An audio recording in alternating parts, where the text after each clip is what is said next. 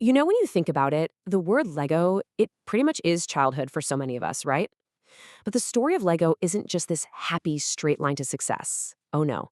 It's actually a story about a massive, catastrophic failure and one of the most unbelievable comebacks in business history.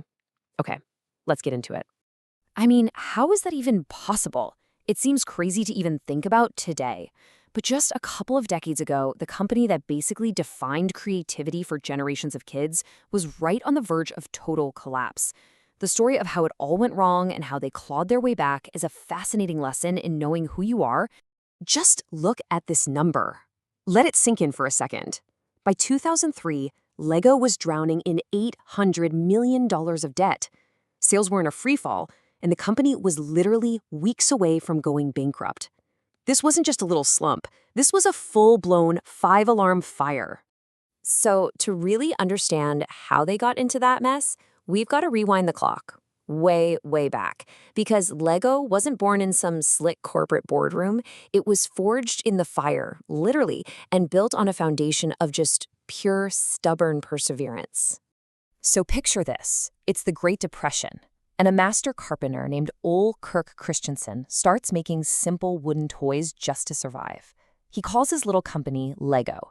But just as things are starting to look up, disaster strikes.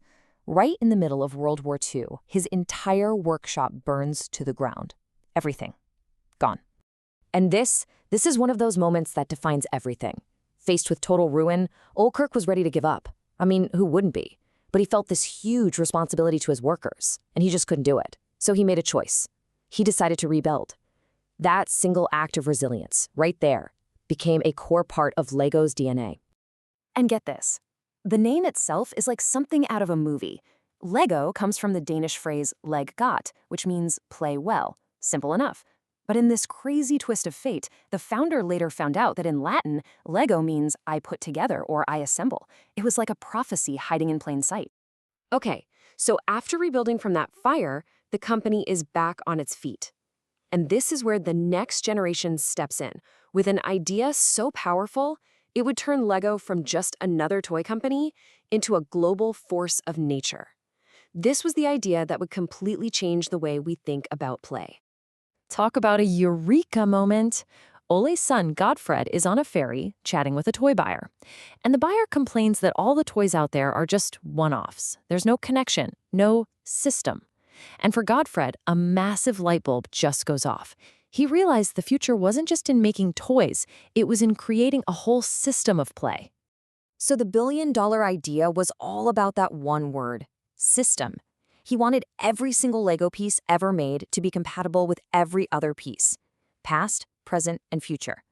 And that vision led to the iconic 1958 patent for the stud and tube design. You know, the thing that gives the bricks that perfect, satisfying click. It was pure genius. All right, let's fast forward. We're in the late 90s. Lego is king of the world. But you know what they say about being on top? It can make you lose your focus. And that's exactly what happened. They got distracted, they forgot who they were, and they started a slide into chaos that almost burned the whole thing down. I mean, this slide just says it all. Instead of focusing on what made them great, the brick, Lego started slapping its name on everything. Clothing, watches, really bad video games, you name it. They were trying to be a lifestyle brand, and in the process, they completely diluted what made them special. And if you want to see how that corporate identity crisis translated into a real-world nightmare, just look at the numbers. In just a few short years, the number of unique, individual Lego pieces they were making doubled. It went from 6,000 to over 12,000. Can you imagine the cost, the complexity of managing all of that? It was a disaster. And this is what that chaos looked like. The company that was built on a beautiful, simple, elegant system had turned into this complex, tangled, inefficient mess. They were losing sight of the magic of the brick itself, and the bill was about to come due. So they're staring into the abyss, right?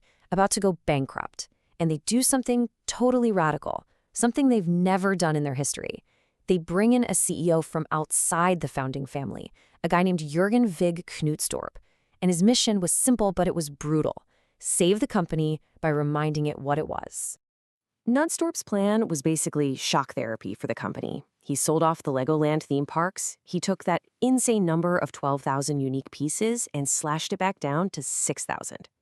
But here's where he was brilliant. He started listening, really listening, to the passionate community of adult fans of Lego, and he doubled down on the one big hit they'd had, licensed sets, like Star Wars. And what happens when you get back to your roots? Well, this happens. Suddenly, you've got these incredible, story-driven sets like the Millennium Falcon on one side and these amazingly complex, detailed models for the growing adult market on the other.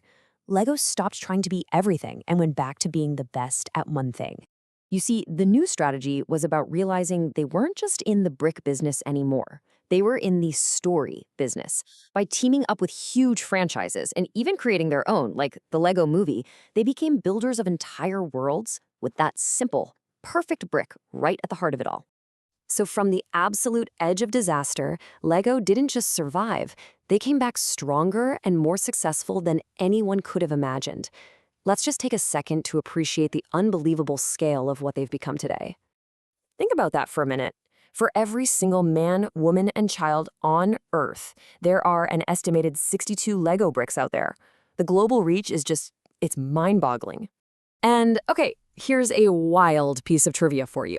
Because they make over 300 million of those tiny little wheels for their sets every single year, Lego is, technically, the biggest tire manufacturer in the world by the number of units.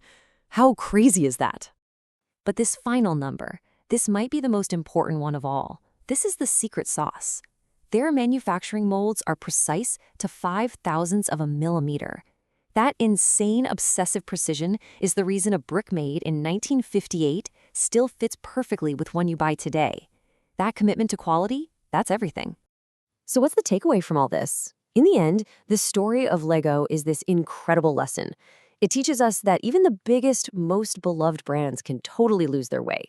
But having a deep, powerful understanding of who you are, your core identity, is the ultimate key, not just to survive, but to build something that actually lasts.